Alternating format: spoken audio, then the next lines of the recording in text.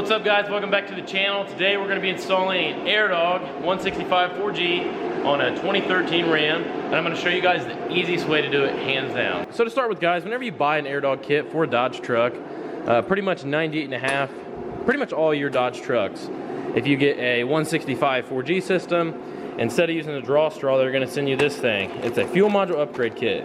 Basically what it requires you to do is drop the fuel tank and you have to modify the sending unit in the tank, which is no big deal if that's what you want to do, but you can save time on labor and make your install a lot easier by installing a sump. Now you want to be sure to get a sump that has a feed and a return in it. So we got one from Beans here, and it comes with a little hole saw. You got to drill a hole in the bottom of your tank. Comes with some push lock fittings. Push these onto that 1/2-inch hose that's included with the Airdog. It's got a billet piece of aluminum here that goes up inside the tank. It's cut like this. You can fit it up inside the tank through that small little hole, and then it's got an O-ring there to seal. A bolt that goes on the bottom of the sealing washer. And then here we have the Airdog laid out. We have a 165 4G series. Guys, I actually have these on my website. Link is in the description, dirtydiamonddiesel.com. All these pumps come with a lifetime warranty. They're extremely easy to install, and they are going to give your truck a lot of benefits. Ability to support more horsepower, added fuel mileage, longer injector life, you guys name it. Water separation, air separation. You guys need to get an Airdog. If you have a diesel truck and it doesn't have one, you need to get one on it. Comes with all the fittings to install it. Comes with the bracketry here. If you guys are local to Central Indiana, I can actually install these for you. If you'd like to follow me on Instagram, Dirty Diamond Diesel. Comes with a heavy duty wiring harness, instruction manual, and then there's a green card in there for your warranty information. You need to send that in so that way they'll warranty this thing for you guys. Guys, I already have started draining the fuel from the tank. So what we did was we took a couple measurements and we came off of the fuel tank there. That was the most flat spot that I could find. The tank does have a slight little bend in it right here, just from where it was molded. So I'm basically in between there and this edge, just barely. We don't want to go under this because the sending unit's under this. So that's really the only good flat spot you can put it on the tank. You could put it up front here. The problem is whenever you're driving, obviously gravity is going to push the fuel to the back. So you want to have it as close to the back as possible.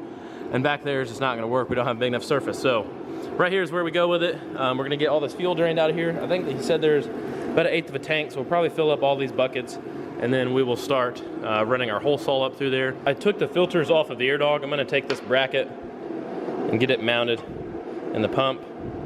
So we'll get this mounted real quick, and then we will be able to roughly get an idea where we need to put this thing height-wise on the truck.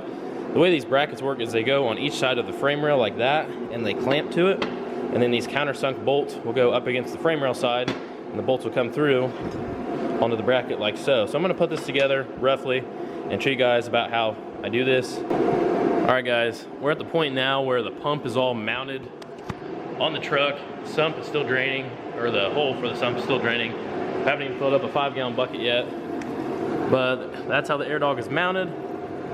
You can see about a quarter, maybe half of the filters.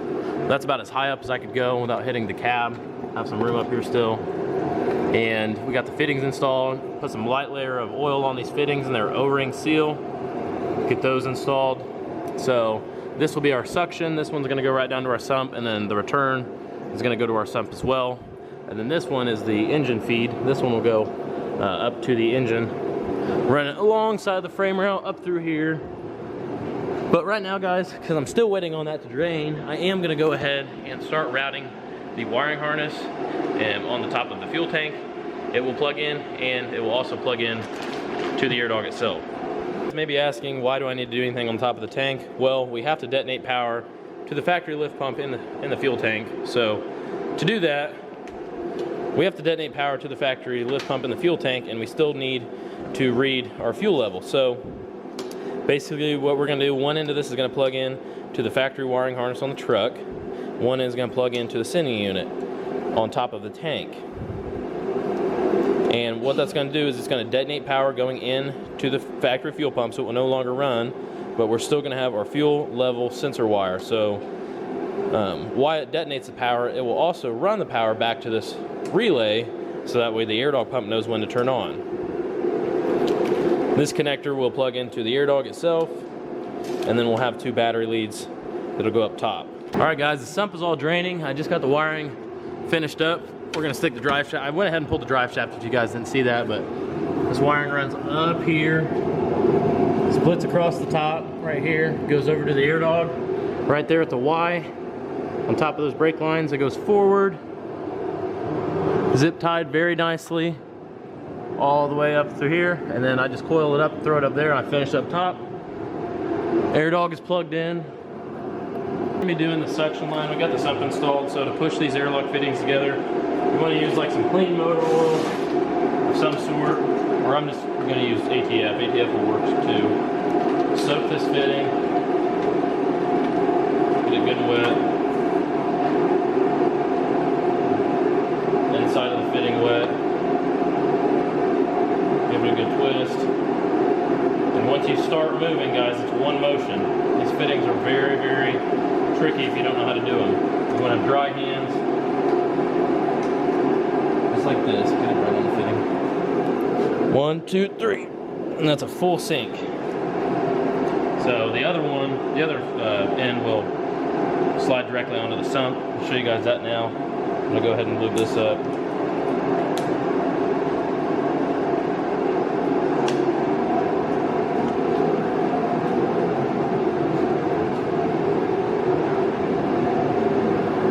The right fitting here, this one is your feet.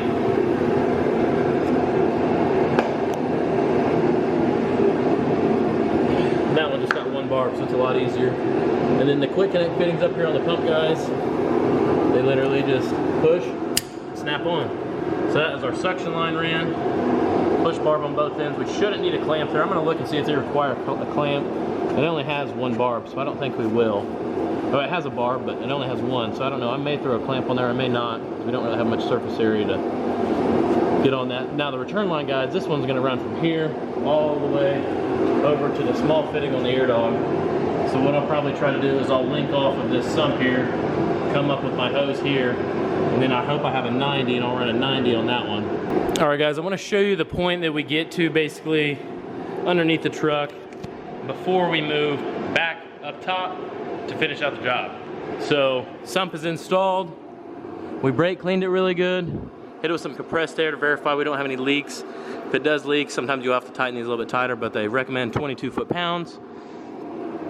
So we have our suction and return going. Suction goes in right there. It's still got some ATF on the fitting, so it's a little wet. And then the return sneaks around the pump, comes in right here. Here's your return, and then here's your feed to your engine.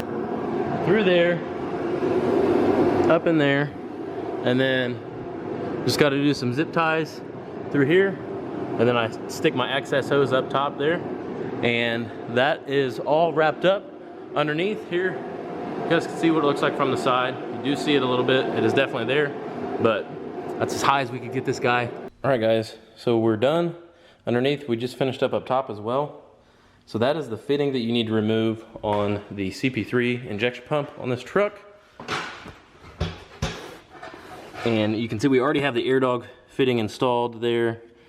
That threads into that with a sealing washer. And we have the fitting, or the Airdog hose installed. You can see it's running. See, we got it running down there. And then the wiring harness runs up here. I use this little body clip to mount the relay. Right there, I'll bend the tab on it. And then the access wiring that I have left over, I zip tie it up. And it tucks here really nicely. And then positive, negative battery terminal. And that is it, guys. That's all you have to do to install one of these things. Now, I do want to talk about the reason why we installed this. So see this fuel, the factory fuel filter bowl, guys? And you're probably maybe wondering, why didn't you take that off? Well, it has to stay unless you do a fuel filter delete. You can get those from Fleece Performance because the return actually runs through that. But anyways, guys, basically the factory fuel filter, there's a plug on the back. See right there where my phone's at? On the inside of where that plug goes into that housing, it was leaking, it was cracked, and he was leaking fuel. So doing the air, to buy that new from Chrysler, it's like, I think it's close to $1,000 by the time you buy it as an individual. And you know, it's not really worth it to put the stock stuff back on it when you can go with an Airdog lift pump, guys. So I am gonna take the cap off that and drain it so that way it will stop leaking. And, or actually I can just drain it there at the bottom. We're gonna drain that guy out, and then we will actually, be able to get that plug cleaned up. It's nice and wet with diesel. It was throwing a check engine light on him because it was shorting out, Get that cleaned up, plug it back in, and he'll be good to go. All right, guys, to prime these puppies up, these Airdogs, what you have to do is turn the key to, see, these have the automatic start, so key on, it'll run. You can hear the tone of the pump will change. Eventually you may have to cycle it a couple times. In the older trucks, you can actually turn them over, but in this one, it's obviously gonna start. All right, guys, we're gonna go test drive the truck now and get some fuel for him because she is pretty low. I told him to have as little fuel in it as possible, and fuel light's not on yet, but she's getting there, guys. So we're gonna run to gas station and get some diesel for this thing, and then he'll be ready to pick it up. So here we go, test drive. We're gonna kill two birds with one stone, basically. Test drive, get him some fuel because you guys can see she's low. Truck is shifting through the gears good, guys. Rail pressure looks good. No check engine light. Giving her a good little test drive, guys. This is a really nice truck, actually. I think it's a Bighorn. It's a 13, so it's the same year as mine, but it's a 2500, and it's a Bighorn model. So it has like the big radio in it. It's not leather, but it has the big radio in it. So these are pretty nice trucks. So it's a lot of the cool features that the more base model. This is basically a step up from base.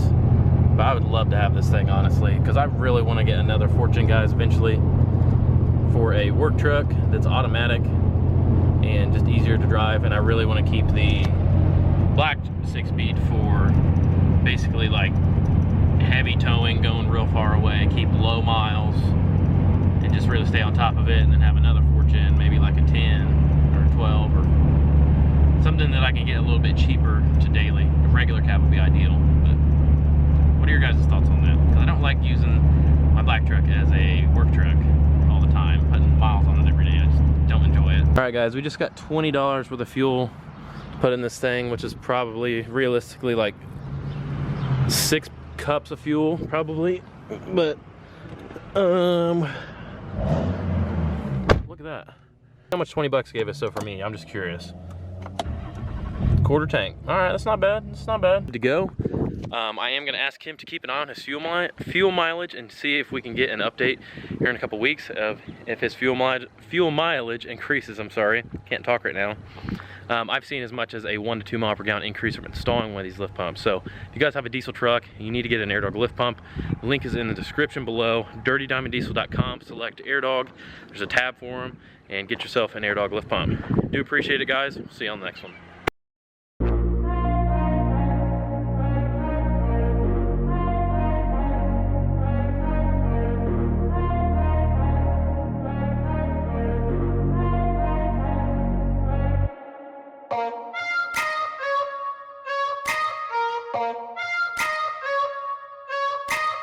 Bye.